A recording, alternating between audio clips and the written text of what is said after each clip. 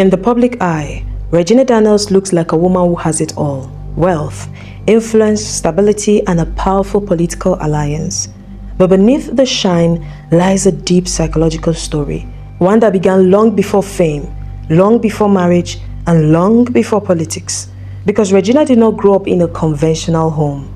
She grew up inside an enmeshed system where the mother's identity and the daughter's identity are fused so tightly that to attack one is to attack the other. And once you understand this dynamic, everything becomes painfully clear. You know, there was a point that I thought that Regina Daniels was an only child. Let me shock you. It was just this year I realized she had a brother, that she had brothers, and that she had sisters. All along, it looked like just this mother and the daughter.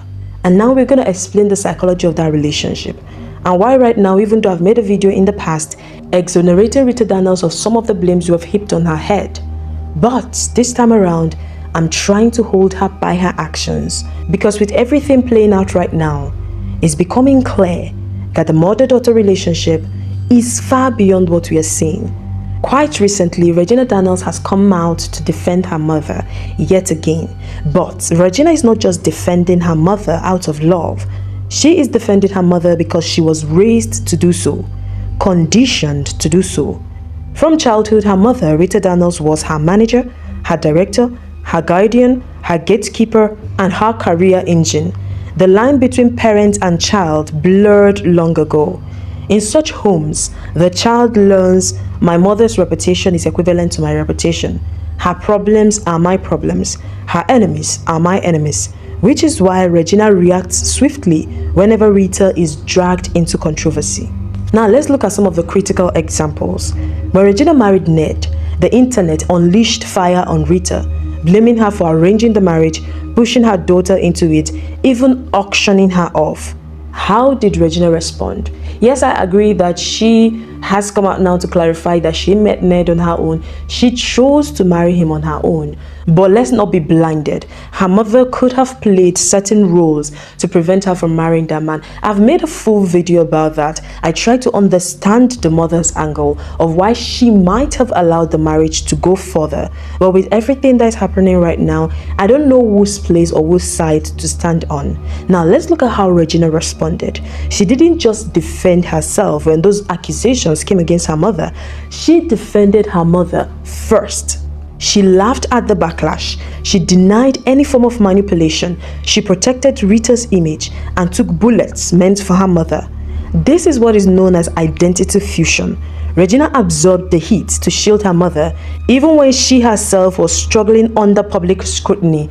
And call me whatever you may, I think the reverse should be the case. It should be the mother taking the bullet for the child. But let's continue. Fast forward to today.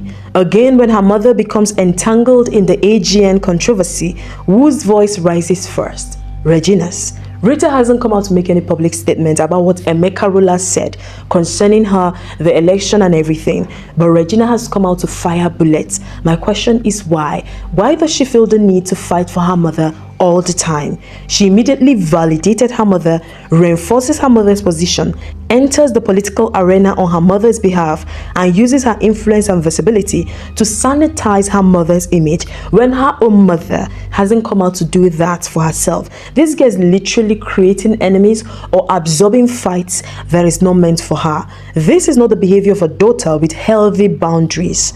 This is the behavior of someone deeply conditioned to prioritize her mother's battles above her own emotional needs. This is where the psychology takes an even darker turn. When Regina became wealthy, the family dynamic flipped. She became the economic center, the stabilizer, the political plug, and the access point to power.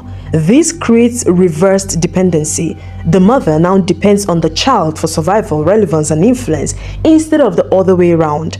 Once this happens, the child becomes the protector, the crisis manager, the fixer, and the shield. This is why Regina keeps fighting. She's psychologically and now socially the backbone of the family. And for all this, I don't seem to fault her because people forget that Regina was exposed too young to fame, responsibility, adult decisions, financial pressure, public scrutiny, hypersexualized roles, and power dynamics. This early exposure often leads to, blurred identity, emotional confusion, over maturity, suppressed wounds, and loyalty conditioning. Regina was never allowed to be a child. She was made into an investment, and investments don't get to say no.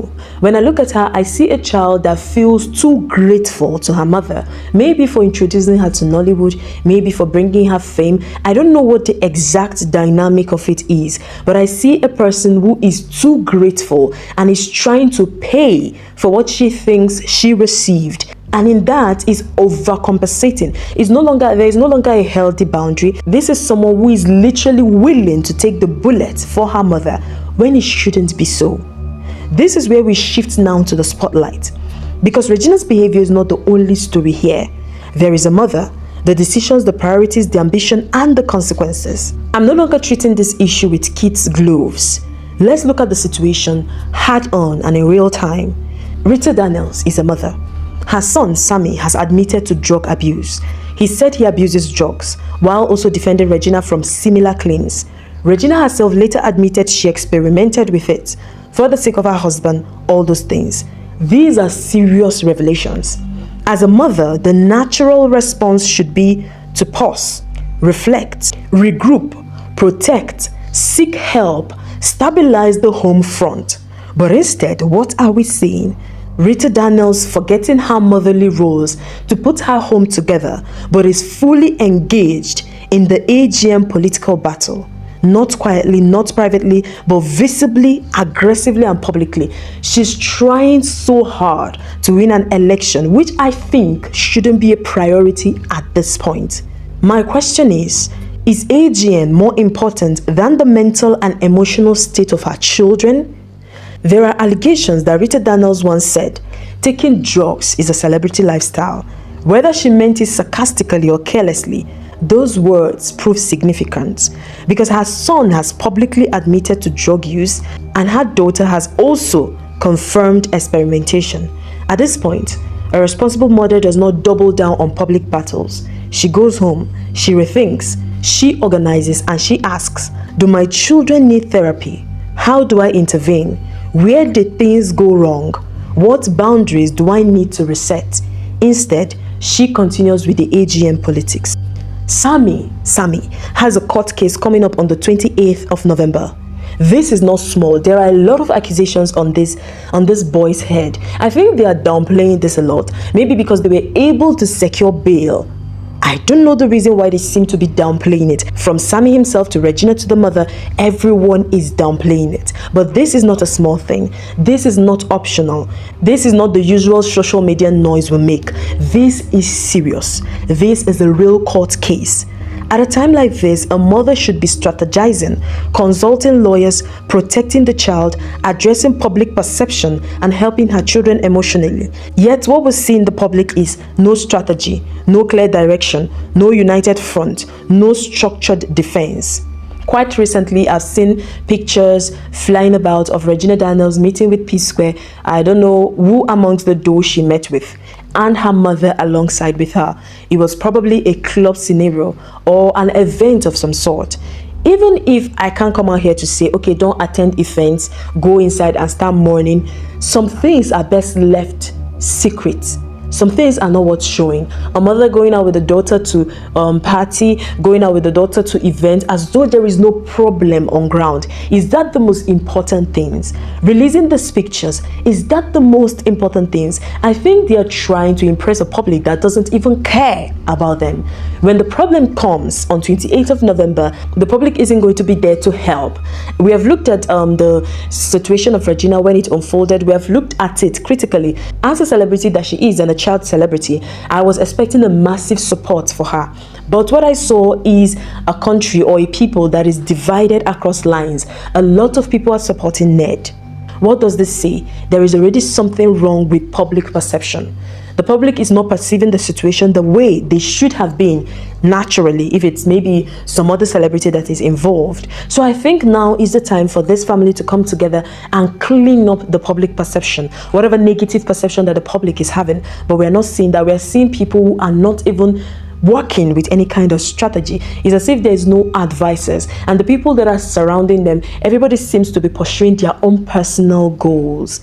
Everybody is after their own personal interest, not the interest of this young lady. We saw a video where she made and she was celebrating, oh, I have a lot of uncles and aunties fighting for me. But to me, as an observer and as someone who has a knowledge of psychology, I simply see people who are fighting for their own interests. And I hope it's not too late for Regina to realize that the people surrounding her are fighting for their own personal interests.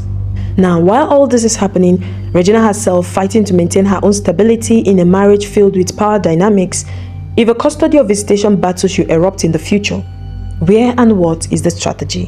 Where is the legal preparation, public narrative management, emotional backbone, psychological support system? Now, from all indications, Regina has not seen her children since the breakout, since the fracas that led to her leaving Ned's house. What's the psychological support system? For me, I just felt I needed to speak out and make this video because I think they need to think, regroup, and actually come out with a plan. All what we're seeing is not what we should be seeing. She taking bullets for her mother, fighting unnecessary battles, gaining unnecessary enemies does not make sense to me. At this point, I think silence, withdrawal, strategic building is what they need. And the only person that can make that possible is the matriarch of the home, their mother. But then, of course, we see her carried away with a lot of things. By and by, we'll still talk. We don't listen, we don't know. But whatever the case, we'll sit, we'll watch, and definitely analyze as matters unfold. Please, before you go, like this video, do not forget to subscribe, and then leave me a comment about what you think about this case. Is Rita acting as a mother should, or is that something that I am getting wrong? Maybe I'm overreacting. Let me know in the comments.